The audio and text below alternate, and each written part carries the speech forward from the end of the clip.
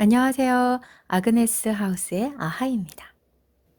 오늘은 우리 역경을 이겨내는 마음의 근력, 시련을 행운으로 바꾸는 유쾌한 비밀, 회복 탄력성에 대해서 같이 배워봐요. 책 제목은 회복 탄력성, 지은이 김주환, 위즈덤 하우스 출판사. 회복 탄력성은 한마디로 역경을 극복하는 힘을 말합니다. 그러니까 우리가 몸도 체력이 강한 사람이 있고 체력이 약한 사람이 있듯이 우리 마음에도 마음의 힘이 있는데 우리가 처한 역경과 시련과 어려움을 잘 극복하는 사람이 있잖아요.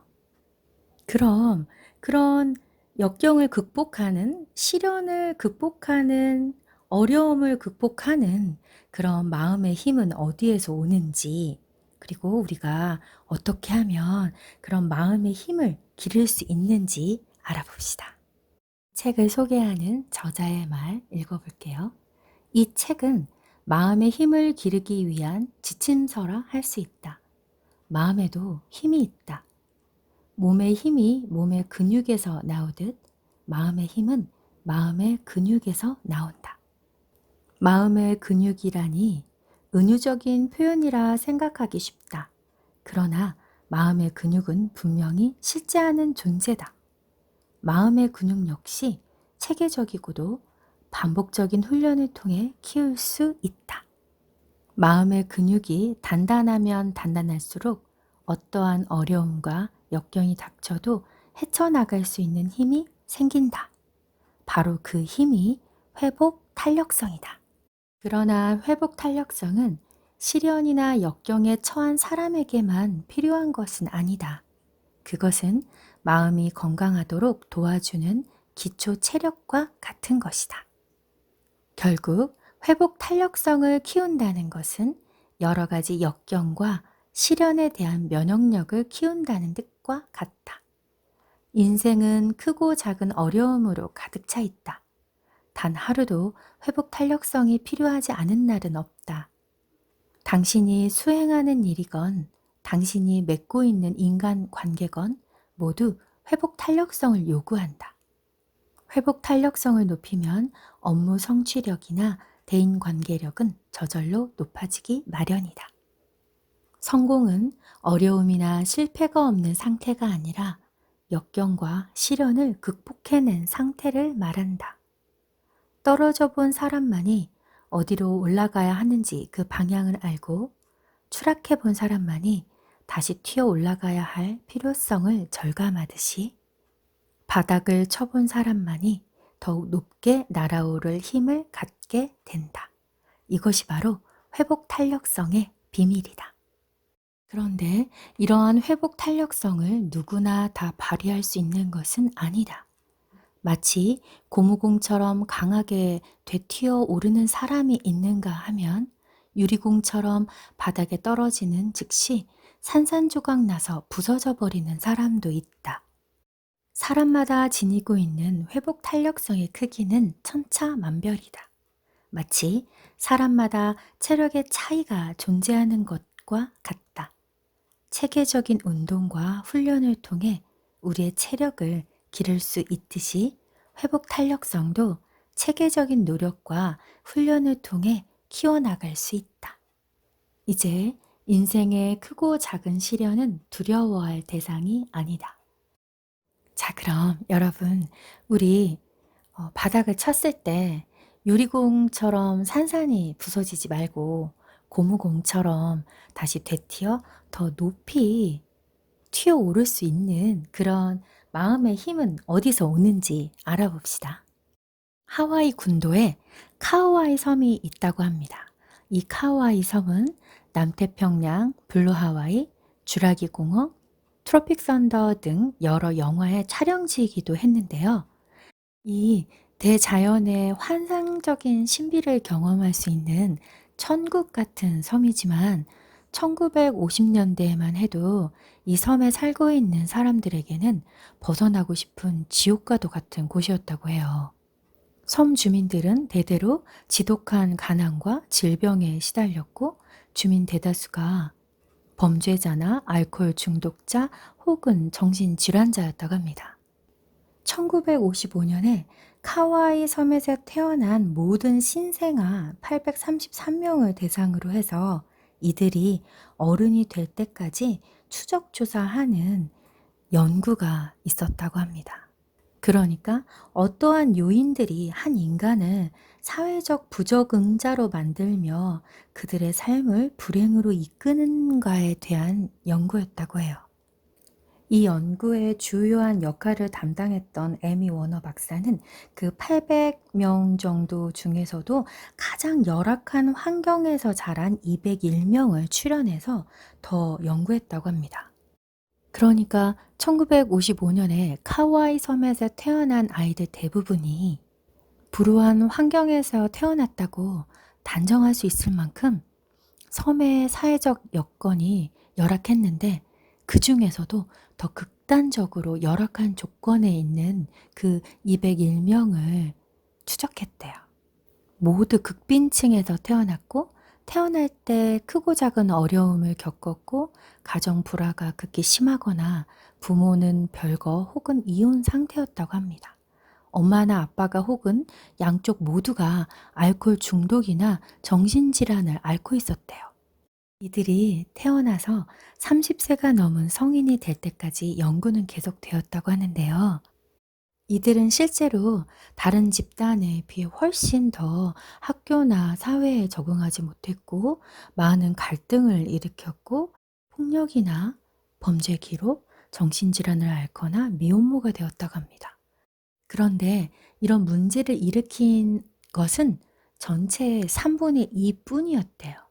물론 높은 비율이지만 이 말은 나머지 3분의 1은 별 문제를 일으키지 않았다는 얘기죠.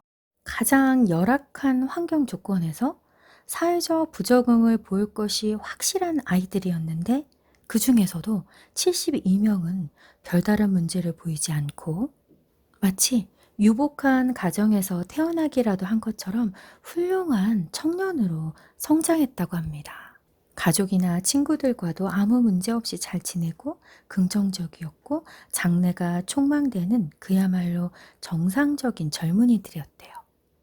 이들 중 단 한 명도 심각한 학습 장애나 행동 장애 혹은 사회 부적응이 보이지 않았다고 합니다.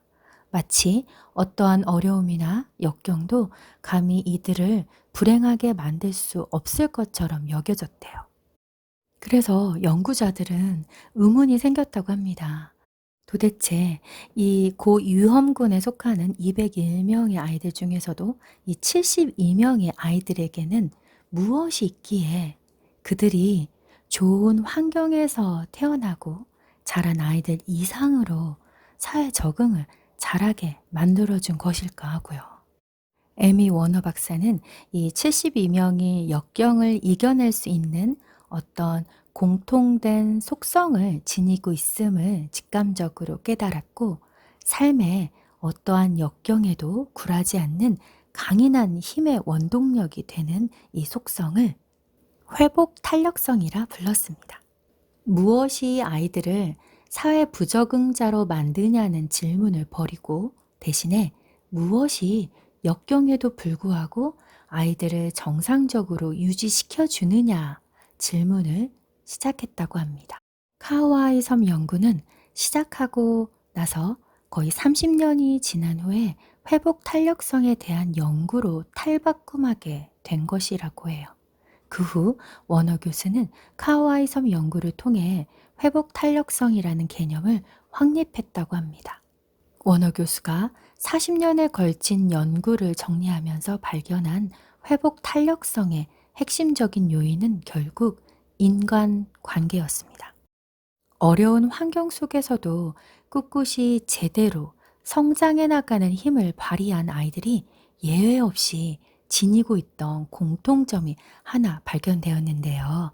그것은 그 아이의 입장을 무조건적으로 이해해주고 받아주는 어른이 적어도 그 아이의 인생 중에 한 명은 있었다는 것입니다. 그 사람이 엄마였든 아빠였든 혹은 할머니, 할아버지, 삼촌, 이모이든 간에 그 아이를 가까이서 지켜봐주고 무조건적인 사랑을 베풀어서 아이가 언제든 기댈 언덕이 되어 주었던 사람이 적어도 한 사람은 있었던 것입니다. 읽어볼게요. 톨스토이 말대로 사람은 결국 사랑을 먹고 산다는 것이 카와이 섬 연구의 결론이다. 사랑 없이 아이는 강한 인간이 되지 못한다. 사랑을 먹고 자라야 아이는 이 험한 세상을 헤쳐나아갈 힘을 얻는 법이다.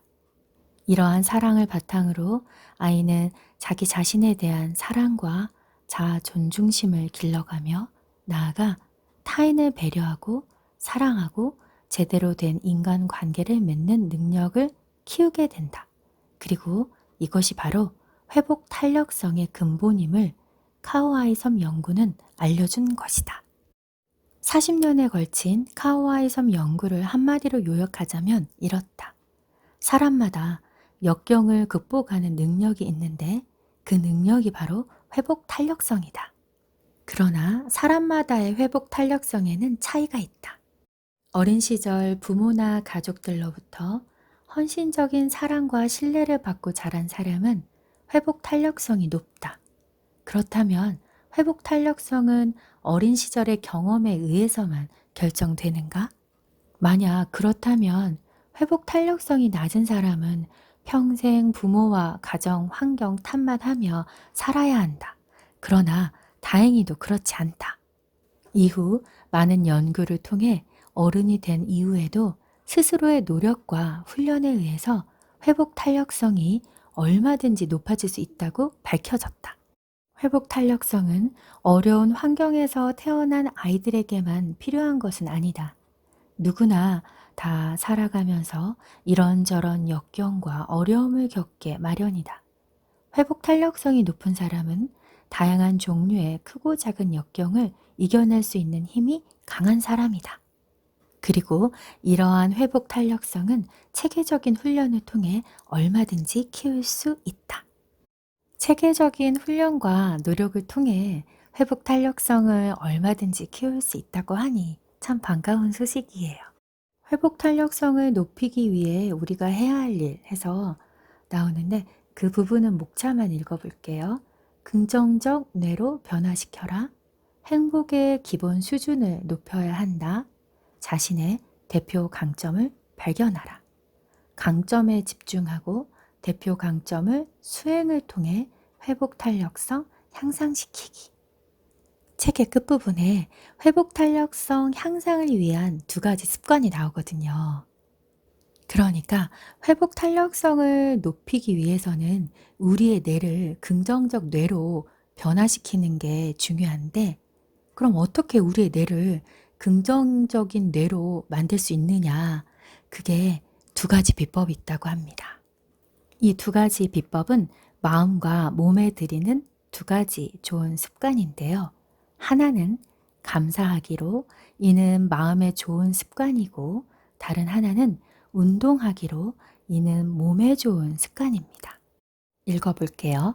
감사하기와 규칙적인 운동이 인간을 긍정적으로 변화시킨다는 것은 우리 모두가 다 아는 상식이다. 그러나 감사와 운동이 어떠한 과정을 통해 우리의 뇌를 긍정적인 뇌로 변화시키는가에 대해서는 극히 최근에 밝혀지기 시작했다. 특히 최근의 연구 성과에 따라 어떠한 방법으로 감사하기 훈련과 규칙적인 운동을 해야 가장 큰 효과가 있는지에 대해 소개하고자 한다. 강점의 수행과 더불어 감사하기 훈련과 규칙적인 운동을 병행한다면 아무리 부정적이고 비판적인 사람이라도 3개월 이후부터 긍정적인 뇌로 확실하게 바뀌게 될 것이며 회복 탄력성 역시 높아질 것이다. 감사하기의 놀라운 힘. 심리학이 발견한 긍정적 정서 향상법에는 여러 가지가 있다.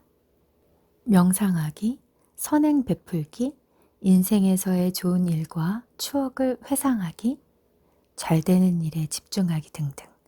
다양한 훈련 방법이 제시되었으며 모두 다 일정한 효과가 있음이 입증되었다. 그러나 지난 10여 년간 긍정 심리학이 발견한 여러 가지 긍정성 증진 훈련 방법 중에서 단연 최고의 효과를 지닌 것으로 입증된 것이 바로 감사하기 훈련이다. 감사하기는 긍정성 향상에 있어서 가장 강력하고도 지속적인 효과를 나타낸다. 감사하기의 강력한 힘에 매료된 일군의 학자들은 감사 심리학이라는 새로운 연구 분야를 만들어내 감사하기의 효과에 대한 이론화 작업에 박차를 가하고 있다. 특히 감사하기 훈련의 효과는 신경심장학이라는 학문 분야를 통해 입증되었다. 예로부터 사람들은 마음이 심장에 있다고 믿었다. 감정이나 마음의 변화가 심장 박동의 변화와 밀접하게 연관되어 있기 때문이다. 신경심장학에 따르면 심장과 뇌는 서로 정보를 밀접하게 주고받으며 커뮤니케이션한다. 두뇌의 판단에 따라 심장 박동수가 달라지기도 하지만 거꾸로 심장에서 보내는 특정한 신호가 감정이나 인지 능력에 영향을 미치기도 한다. 특히 감정의 변화는 심장 박동수의 변화에 민감하게 영향을 받는다. 신경질적이고 짜증을 많이 내는 사람은 심장이 약해서 심장의 박동수가 불규칙하기 때문인 경우도 많다. 즉, 화가 나서 심장 박동수가 불규칙하다기보다 불규칙한 심장 박동수가 그 사람을 불안하고 짜증나게 만드는 것이다. 수많은 통계가 화를 잘 내는 사람이 심장병에 걸릴 확률이 높다는 사실을 말해주는데, 사실 화를 내서 심장병에 걸린다기보다는 심장이 약하기 때문에 평소에 부정적 감정에 쉽게 휩싸이게 된다고 보는 것이 더 정확하다. 따라서 평소 유산소 운동을 통해서 심폐기능을 튼튼히 하여 심장 박동수를 규칙적이면서도 되도록 느리게 유지하는 것이 긍정적 정서를 유지하는 데 도움이 된다. 갑자기 엄청난 불안감과 공포감을 느끼게 되는 공황장애 역시 일종의 정신질환이기도 하지만 대부분의 경우 갑자기 심장 박동이 불규칙하게 뛰면서 유발되는 경우가 많다. 이처럼 심장 박동과 감정 사이의 밀접한 관련성에 주목한 학자들은 심장 박동수를 가장 이상적으로 유지시켜주는 긍정적 정서가 무엇인지 찾기 시작했다. 피험자들에게 즐거운 일을 상상하도록 했고, 마음을 차분히 가라앉히고 명상을 시키기도 했고, 아무 생각 없이 편안하게 쉬는 상태를 유지하기도 했다.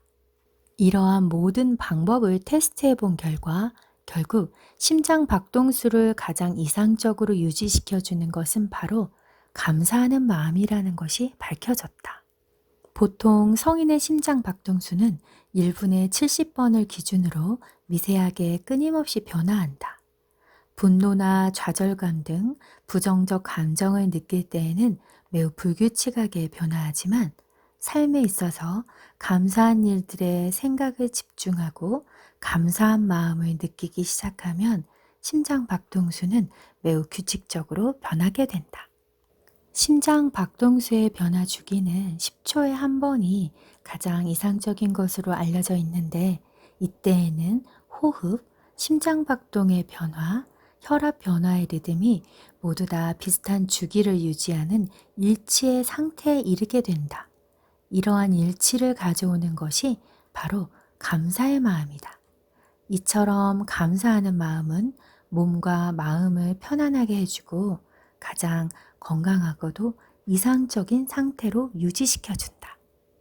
감사하는 마음은 편안한 휴식이나 심지어 수면 상태에 있을 때보다도 심장 박동수의 변화 주기를 더욱더 일정하게 유지시켜주는 것으로 밝혀졌다.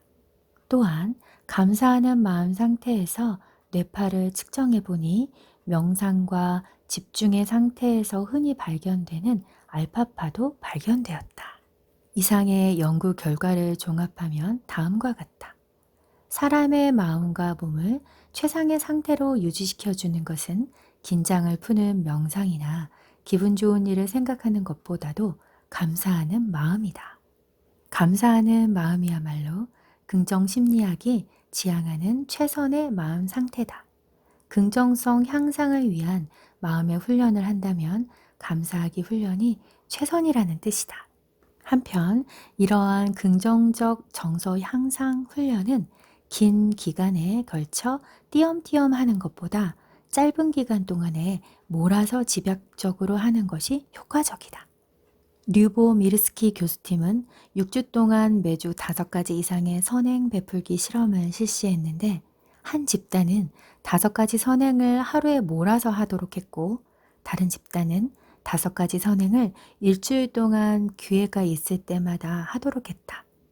그 결과의 차이는 컸다.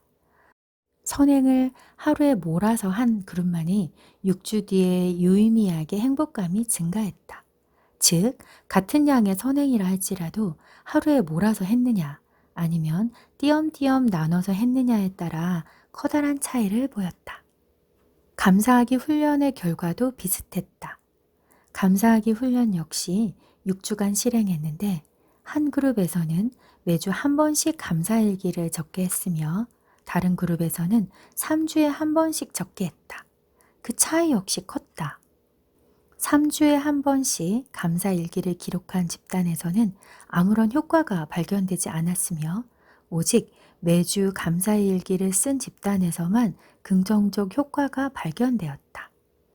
이러한 결과는 행복을 가져오는 의도적인 노력은 규칙적으로 자주 습관이 되도록 해야 할 필요가 있음을 알려준다. 감사하기 훈련도 여러 가지가 있지만 그중 가장 효과적인 것은 다음과 같다. 우선 매일 밤 잠자리에 들기 전에 그날 있었던 일들을 돌이켜보면서 감사할 만한 일을 5가지 이상 수첩에 적어둔다. 인생에 대한 막연한 감사가 아니라 하루 동안 있었던 일 중에서 구체적으로 적어야 한다. 머릿속으로 회상만 하는 것으로는 부족하다. 반드시 글로 기록한 후에 잠자리에 들도록 한다. 이렇게 하면 우리의 뇌는 그날 있었던 일을 곰곰이 회상해 보면서 그 중에서 감사할 만한 일을 고르게 된다. 다시 말해서 감사한 마음으로 그날 하루에 있었던 일을 돌이켜 보다가 잠들게 되는 것이다. 잠들기 전에 하는 것이 효과적인 이유는 대부분의 기억의 고착화 현상은 잠자는 동안에 일어나기 때문이다. 즉, 긍정적 마음으로 그날 하루 일을 회상하는 뇌 작용을 일종의 습관으로 만드는 데 있어 효과적이다. 감사일기 적기를 며칠 하다 보면 우리의 뇌는 아침에 일어날 때부터 감사한 일을 찾기 시작한다. 즉, 일상생활을 하는 동안 늘 감사한 일을 찾게 되는 나에게 벌어지는 일들을 감사하게 바라보는 습관이 자연스럽게 들기 시작한다. 감사일기를 3주간 매일 쓰면 스스로 긍정적으로 변해가는 것을 느낄 수 있을 것이다. 석 달을 계속해서 쓰면 아마도 주위 사람들도 당신이 긍정적으로 변한 것을 눈치챌 수 있을 것이다. 저는 이 부분 읽으면서 아하 하는 순간이 있었는데요. 아까 심장박동수를 가장 이상적으로 유지시켜주는 것이 바로 감사하는 마음이라는 것이 밝혀졌다고 했었잖아요. 그 부분에서 치유의 루이스 헤이 님이 하신 확언, 나의 심장은 사랑의 리듬에 맞춰 뛴다. 이 말이 떠올랐어요. 그리고 두 번째 아하의 순간은 감사하기 훈련이 효과를 보기 위해서는 띄엄띄엄 하는 것보다 몰아서 하는 게 더 효과가 있다고 했잖아요. 머니룰의 저자 에스더 제리 힉스의 감정 연습에 미친 듯이 감사하기 부분이 있거든요. 자신이 있는 그 순간과 그 공간을 보면서 감사한 걸 미친 듯이 찾아보는 거예요. 미친 듯이 감사하기는 따로 영상을 만들어야겠네요. 자, 회복 탄력성, 그러니까 역경을 이겨내는 힘을 향상시키기 위한 2가지 습관 중에 첫 번째는 감사하기였고 두 번째는 운동하기입니다. 규칙적인 운동이 삶을 변화시킨다.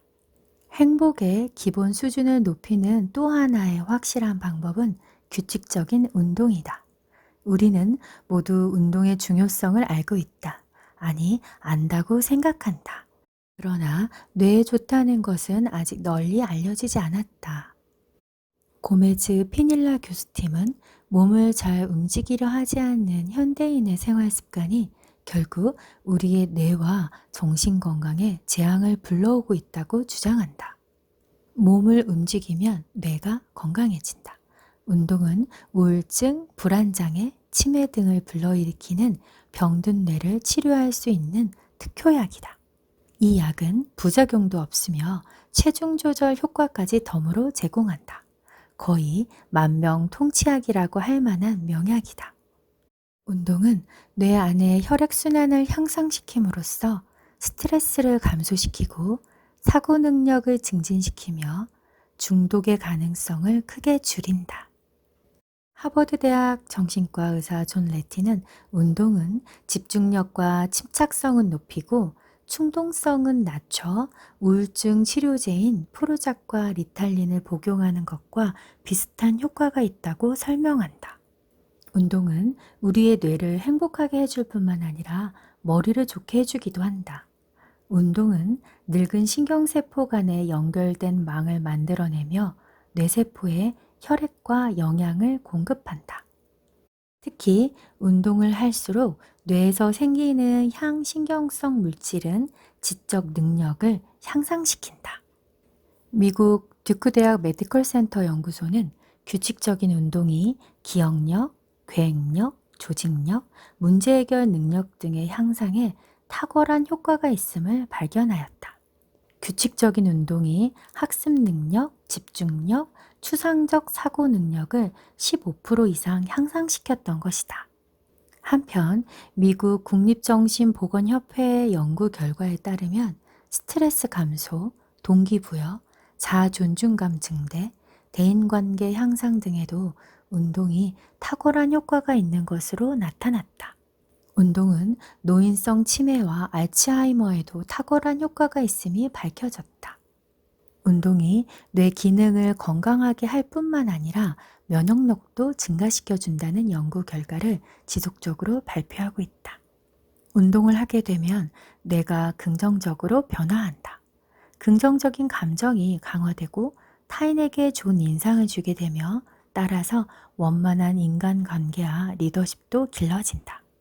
뿐만 아니라 업무 성취도와 창의성도 높아진다. 행복과 성공에 이르는 가장 빠르고도 확실한 길이 바로 규칙적인 운동이다. 운동의 필요성을 부인하는 사람은 없다. 그러나 운동의 중요성을 제대로 이해하는 사람도 거의 없다. 운동은 몸의 건강보다도 마음의 건강을 위해 필수적이다. 늘 스트레스에 시달리며 감정 통제력이 부족한 우리나라 사람들에게 특히 필요한 것이 규칙적인 운동이다. 다음은 운동하는 요령이다. 첫째, 유산소 운동, 조깅, 에어로빅, 줄넘기 등과 근력 운동, 아령, 팔굽혀펴기 등 장력 운동, 요가나 스트레칭 세 가지를 고루 해야 한다. 하루에 한 가지 운동을 1시간 하는 것보다는 하루에 3가지 운동을 20분씩 나눠서 하는 것이 더 좋다. 둘째, 일주일에 3번 이상 한다. 운동의 효과는 규칙적으로 해야 나타난다. 일주일에 한 번 7시간 몰아서 하는 것보다는 1시간씩 3번 하는 것이 더 효과적이다. 셋째, 즐겁고 재미있을 정도로 적당히 한다. 무리한 운동은 군물이다. 운동을 처음 하는 사람은 천천히 걷기부터 시작해야 한다. 넷째, 리듬을 타는 운동이 좋다. 연구에 따르면 음악에 맞춰 하는 에어로빅이나 댄스 스포츠가 정신 건강에 가장 좋다. 줄넘기도 음악을 틀어놓고 하는 것이 좋다. 다섯째, 친구와 함께 한다. 운동을 함께 할 친구를 만들면 더 즐겁고 더 지속적으로 할 수 있다. 여섯째, 야외에서도 한다. 일주일에 한 번 정도는 등산이나 걷기 등 야외 운동을 곁들이는 것이 좋다. 햇빛은 우울증에 탁월한 효과가 있다. 일곱째, 운동의 효과를 믿는다. 꾸준히 운동하게 되면 더 긍정적인 사람이 되며 인간관계도 개선되고 더 행복하고 성공적인 삶을 살게 되리라는 확신을 가져라. 규칙적인 운동은 우울증을 예방해 줄 뿐만 아니라 정상인도 더욱더 행복하게 하는 확실한 효과를 갖고 있다. 설문조사 결과에 따르면 우리나라 사람들이 규칙적인 운동을 못하는 가장 큰 이유는 시간이 없어서이다. 다른 일정이나 약속은 운동 시간을 피해서 잡으면 된다. 운동의 필요성을 절실히 깨달으면 시간이 없어서 운동을 못하는 일은 없게 될 것이다.